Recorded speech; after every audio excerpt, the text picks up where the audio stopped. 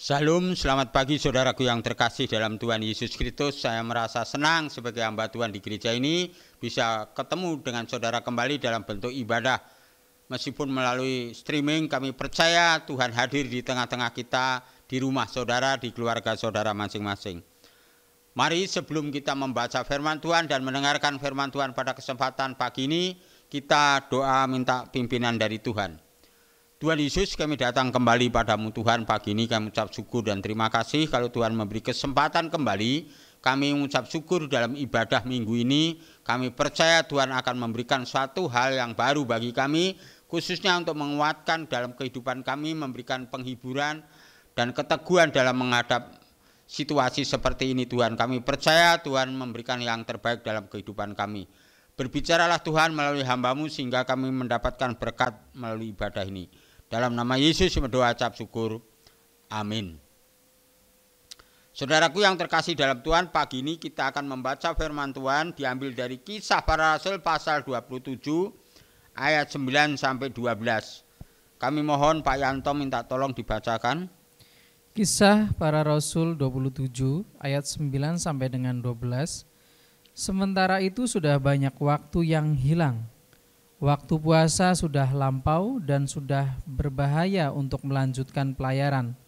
Sebab itu Paulus memperingatkan mereka, katanya, "Saudara-saudara, aku lihat banyak pelayaran kita akan mendatangkan kesukaran-kesukaran dan kerugian besar, bukan saja bagi muatan dan kapal, tetapi juga bagi nyawa kita." Tetapi perwira itu lebih percaya kepada jurumudi dan nahkoda daripada kepada perkataan Paulus. Karena pelabuhan itu tidak baik untuk tinggal di situ selama musim dingin, maka kebanyakan dari mereka lebih setuju untuk berlayar terus dan mencoba mencapai kota Phoenix untuk tinggal di situ selama musim dingin. Kota Phoenix adalah sebuah pelabuhan pulau Kreta yang terbuka ke arah barat daya dan ke arah barat laut. Oke, itulah bacaan firman Tuhan pada kesempatan pagi ini. Saya beri judul yaitu bagaimana tetap percaya dalam menghadapi suatu krisis. Ya. Latar belakang bacaan firman Tuhan itu bagaimana pengalaman Rasul Paulus kembali, yaitu di dalam dia berlayar menuju ke Roma. Dia mengalami suatu permasalahan di tengah laut. Tetapi dalam masa krisis ini kita boleh belajar bagaimana pengalaman Paulus ini yang luar biasa untuk menghadapi suatu permasalahan yang sedang dialami dalam perjalanan, yaitu rombongan itu di dalam pelayarannya. Nah, ada 3 hal yang diungkapkan oleh Paulus di sini.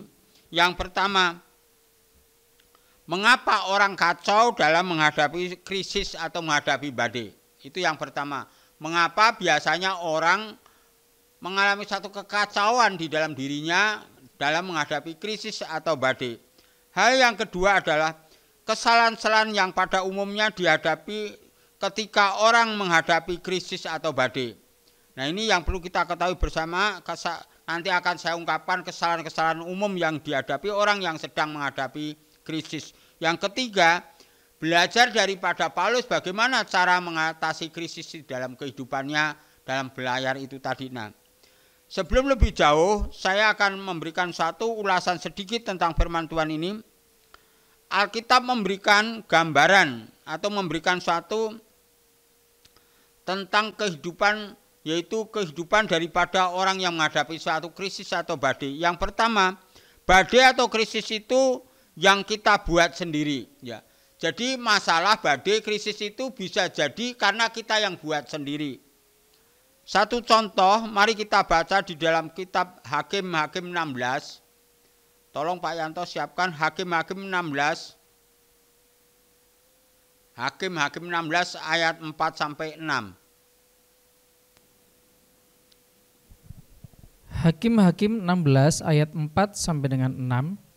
Sesudah Simson jatuh cinta kepada seorang perempuan dari lembah Sorek yang namanya Dilaila, lalu datanglah raja-raja kota orang Filistin kepada perempuan itu sambil berkata, "Cobalah bujuk dia untuk mengetahui karena apakah kekuatannya demikian besar, dan dengan apakah kami dapat mengalahkan dia dan mengikat dia untuk menundukkannya. maka kami masing-masing akan memberikan 1.100 uang perak kepadamu. Lalu berkatalah Delila kepada Samson, ceritakanlah kiranya kepadaku, karena apakah kekuatanmu demikian besar, dan dengan apakah engkau harus diikat untuk ditundukkan? Jawab Samson kepadanya, jika aku diikat dengan 7 tali busur yang baru, yang belum kering, maka aku akan menjadi lemah dan menjadi seperti orang lain manapun juga. Ya, saudara pasti ingat cerita tentang Samson dengan Delila ini. Ini memberikan gambaran bahwa krisis atau badai itu karena ditimbulkan oleh dirinya sendiri. Karena apa? Karena Samson memberi kesempatan Delila bisa menguasai dirinya, sehingga apa? Kalau seandainya Samson ini tidak memberi kesempatan Delila menguasai dirinya, tidak mau menceritakan kepada Delila, pasti Samson pun juga tidak mengalami krisis atau badai. Karena apa? Karena dia berbuat dari dirinya sendiri kepada Delila, sehingga dia mengalami satu krisis atau badai ini. Ini yang pertama, bahwa badai itu bisa timbul karena dari dirinya sendiri. Yang kedua, badai karena Allah yang merencanakannya. Ya. Bisa juga kesulitan atau krisis atau badai yang terjadi dalam kehidupan kita, apa? Karena Allah punya rencana dalam diri kita sebagai orang percaya. Ya. Mari kita akan membuka di dalam Matius 8. Matius 8 ayat 23 sampai 27. Ayat 23 sampai dengan 27. Lalu Yesus naik ke dalam perahu dan murid-muridnya pun mengikutinya. Sekonyong-konyong mengamuklah angin ribut di danau itu, sehingga perahu itu ditimbus gelombang. Tetapi Yesus tidur. Maka datanglah murid-muridnya membangunkan dia, katanya, Tuhan, tolonglah kami, kita binasa. Ia berkata kepada mereka, mengapa kamu takut, kamu yang kurang percaya? Lalu bangunlah Yesus menghardik angin dan danau itu, maka danau itu menjadi teduh sekali, dan heranlah orang-orang itu, katanya, orang apakah dia ini sehingga angin dan danau pun taat kepadanya? Ya. Inilah badai atau krisis atau masalah terjadi dalam rencana Tuhan. Oleh sebab itu harusnya murid-murid pada saat itu mengalami suatu badai atau krisis masalah, ingat bahwa dia diajak oleh Tuhan. Kalau yang mengajak Tuhan, kenapa dia mengalami satu ketakutan? Harusnya Tuhan Yesus menegur, mengapa kamu terlalu takut? Ini menyadarkan kepada kita seakan-akan meremehkan pada keadaan Tuhan Yesus pada saat itu. Maka dari itu, kalau terjadi masalah atau krisis atau badai di dalam diri kita, kita perlu bertanya, apakah ini dari Tuhan atau apakah ini dari diri kita secara pribadi? Perlu kita evaluasi dalam hidup kita. Kalau itu dari Tuhan, saudara, pasrah aja kepada Tuhan dalam rencananya. Pasti Tuhan punya maksud yang indah di dalam kehidupan kita. Nah, itulah badai yang kedua terjadi karena rencana Tuhan. Kalau yang pertama tadi badai terjadi karena dari dirinya sendiri. Badai yang ketiga terjadi karena ulah orang lain. Mari kita baca di dalam Kisah Para Rasul 16. Krisis atau masalah badai terjadi karena orang lain. Kisah Para Rasul 16 ayat 19 sampai 40. Kisah Para Rasul 16 ayat 19 sampai dengan sampai 25 aja, Pak. Ketika tuan-tuan perempuan itu melihat bahwa harapan mereka akan mendapat penghasilan lenyap, mereka menangkap Paulus dan Silas, lalu menyeret mereka ke pasar untuk menghadap penguasa. Setelah mereka membawa keduanya menghadap pembesar-pembesar kota itu, berkatalah mereka, katanya, orang-orang ini mengacau kota kita ini, karena mereka orang Yahudi, dan mereka mengajarkan adat istiadat yang kita sebagai orang Rum tidak boleh menerimanya atau menurutinya. Juga orang banyak bangkit menentang mereka, lalu pembesar-pembesar kota itu menyuruh mengoyakkan pakaian dari tubuh mereka dan mendera mereka. Setelah mereka berkali-kali didera, mereka dilemparkan ke dalam penjara. Kepala penjara diperintahkan untuk menjaga mereka dengan sungguh-sungguh. Ya, sudah Pak. Terima kasih. Ya. Firman Tuhan yang dibaca tadi adalah bagaimana Rasul Paulus dan Silas ditangkap dan dimasukkan dalam penjara karena ulah dari orang lain. Ulahnya apa? Paulus mengajarkan kebenaran kepada mereka dan Silas ini juga sama. Tapi mengapa justru dia tidak senang?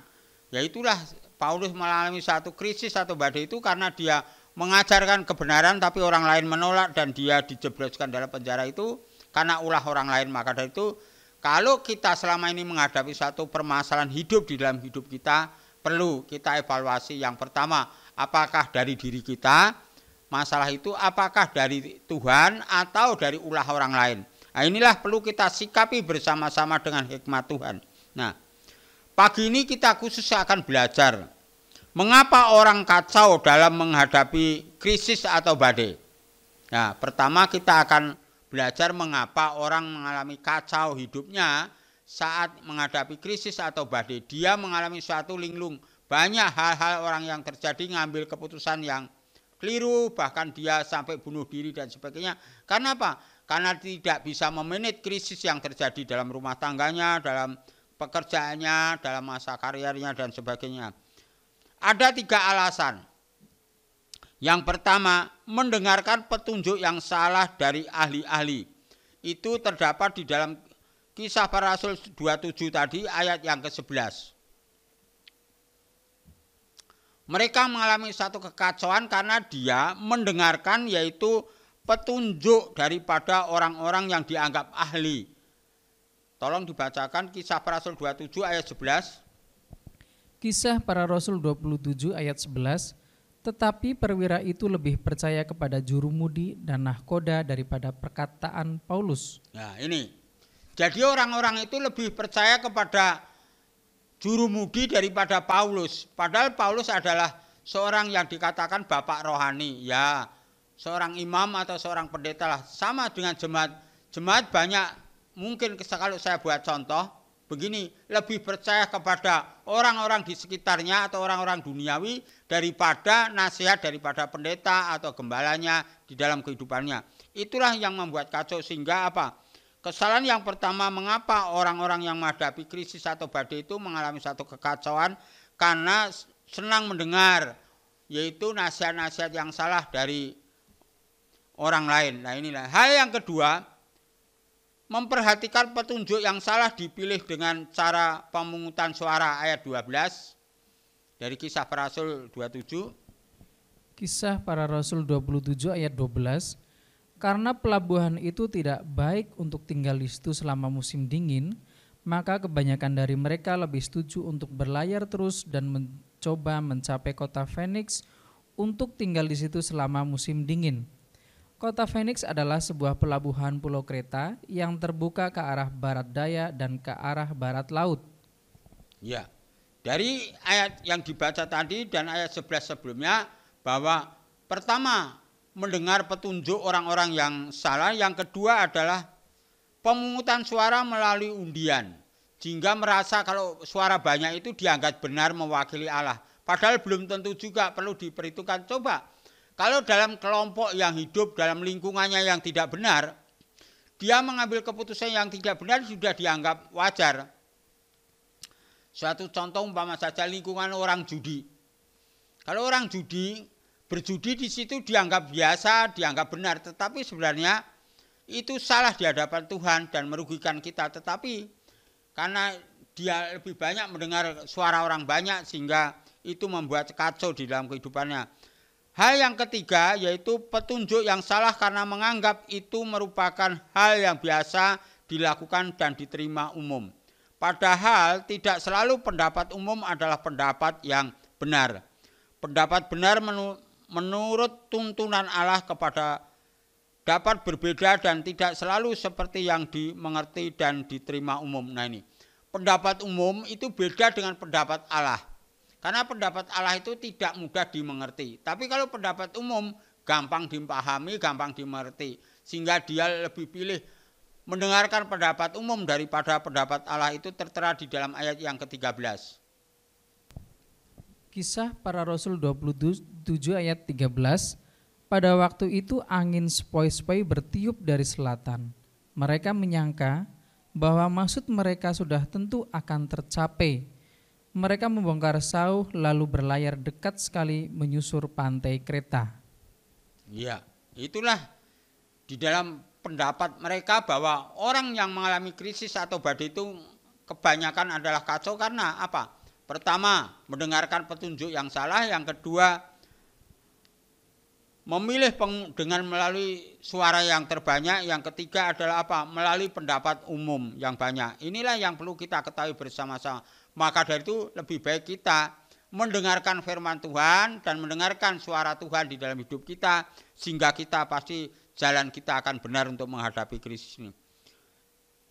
Langkah yang kedua, kesalahan-kesalahan yang pada umumnya dihadapi ketika orang menghadapi krisis atau badai.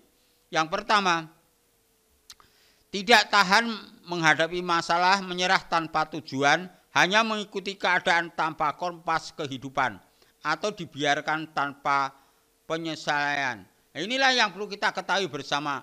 Dalam menghadapi keadaan seperti ini kita hanya pasrah. Ya sudahlah, jalani aja seperti itu. Tapi firman Tuhan dikatakan di dalam ayat 15. Ya, tolong bacakan ayat 15 dan 17. Kisah Para Rasul 27 ayat 15. Kapal itu dilandanya dan tidak tahan menghadapi angin haluan. Karena itu kami menyerah saja dan membiarkan kapal kami terombang-ambing. Ya itu, dalam menghadapi krisis kapal itu mengajak kemudinya apa? Pasrah aja istilahnya itu. Ayat 17-nya.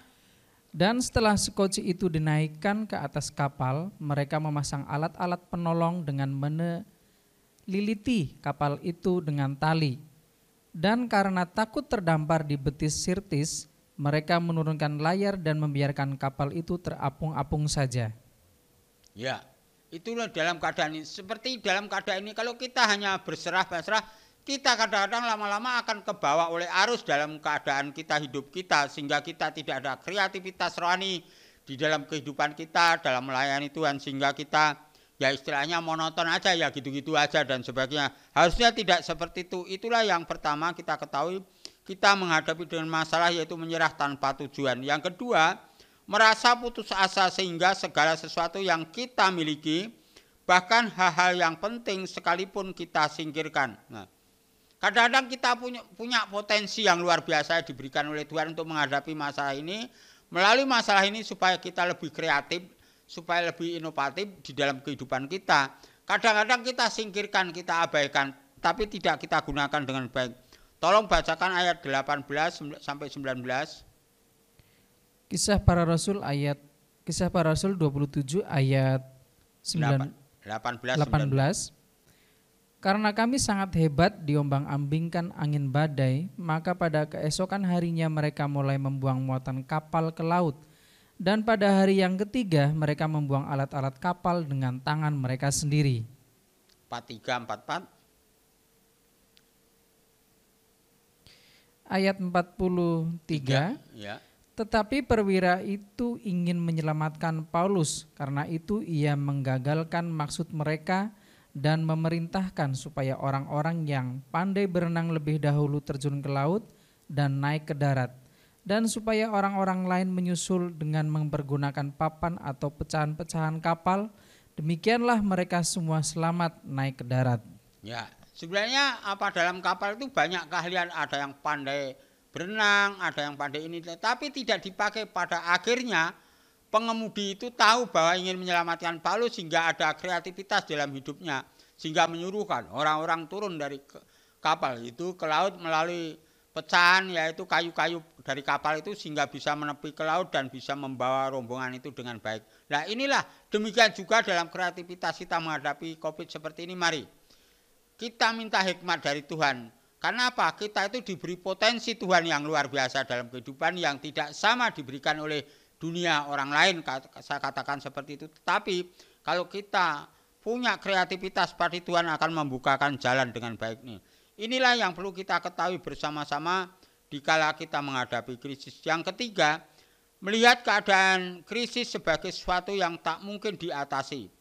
Putus asa dan sama sekali tak berusaha. Karena merasa tak ada manfaatnya, akhirnya mengabaikan akan campur tangan Allah. Nah, kadang-kadang orang pasrah itu tidak mau berbuat apa-apa.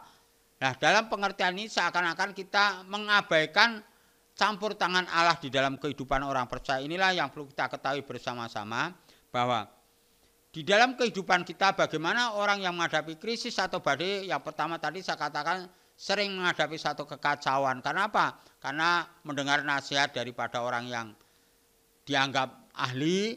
Yang kedua, dia tidak mengalami satu kehidupan yang luar biasa bersama dengan Tuhan. Karena mereka adalah lebih mengutamakan suara banyak. Padahal suara banyak itu belum tentu mewakili suara Tuhan. Kalau dalam lingkungan orang yang tidak benar kan suaranya banyak. Apakah itu juga mewakili Tuhan? Belum tentu juga. Dan yang ketiga, melalui daripada yaitu budaya yang terjadi pada umumnya. Nah, sekarang yang ketiga kita belajar bagaimana Paulus untuk mengatasi krisis dan badai ini. Ada 3 hal juga Paulus cara mengatasinya. Yang pertama, meyakini kehadiran Allah dalam hidup kita. Nah, kalau kita mengalami masalah atau mengalami badai, kita perlu meningkatkan iman kita, meyakini bahwa Allah hadir di tengah-tengah kita. Mari kita baca kembali dalam ayat 23 dalam Kisah Para Rasul tadi. Kisah Para Rasul 27 ayat 23. Karena tadi malam seorang malaikat dari Allah, yaitu dari Allah yang aku sembah sebagai miliknya, berdiri di sisiku. Ya, berarti Tuhan mengutus malaikat pada saat itu. Kapal itu mengalami satu badai yang luar biasa, hampir karam, tetapi malaikat sudah ada di situ, tapi dia istilahnya cuek, tidak diperhatikan bagaimana untuk menyambut kehadiran malaikat itu. Nah, inilah yang perlu kita ketahui bersama, bahwa perlu kita meyakini bahwa Allah bisa hadir dalam hidup kita dalam bentuk apapun, mungkin melalui keluarga kita, mungkin bisa juga melalui anak-anak kecil kita. Allah bisa pakai untuk mengatasi krisis melalui pemikiran-pemikiran kita. Hal yang lain terjadi di dalam Yohanes 14 ayat 16. Injil Yohanes 14 ayat 16. Banyak sebenarnya ayat-ayat di dalam krisis itu Allah hadir. Yohanes 14 ayat 16. Aku akan minta kepada Bapa dan ia akan memberikan kepadamu seorang penolong yang lain, supaya ia menyertai kamu selama-lamanya. Ya, ini janji Allah pada waktu Tuhan Yesus naik ke surga, bahwa Tuhan minta kepada Bapa penolong yang lain. Artinya penolong yang lain di situ adalah Roh Kudus yang akan membantu di dalam menyingkirkan permasalahan yang ada dalam kehidupan kita. Kita harus percaya bahwa Roh Kudus yang ada dalam diri kita tetap ingin membantu dalam perjalanan hidup kita. Yang kedua, bagaimana cara mengatasinya? Paulus memberikan satu saran yang baik, yaitu mengarahkan hidup kita sesuai dengan maksud dan rencana Allah. Kita harus mengarahkan hidup kita dalam rencana Allah. Mari kita baca kembali di dalam ayat 24 dari Kisah Para Rasul tadi.